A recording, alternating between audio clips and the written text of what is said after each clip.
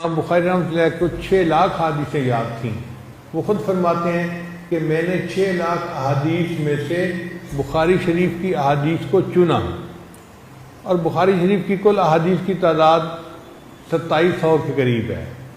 اب آپ بتائیے کہ 6 لاکھ حدیثوں میں سے ایک ایک حدیث کو انہوں نے پرکھا، اس کا راوی کون ہے، بڑا کون ہے، آگے کون ہے، آگے کون ہے، اتنا ڈیرا ڈالا ایک ایک حدیث پر کہ انہوں نے اپنی تسلی کر لی کہ بھئی اس کی روایت بالکل ٹھیک ہے۔ جب اپنی تسلی ہو گئی، اس کے بعد پھر وہ 2 رکعت نفل پڑھ کے استخارہ کیا کرتے تھے کہ اللہ سے میں مشورہ کروں۔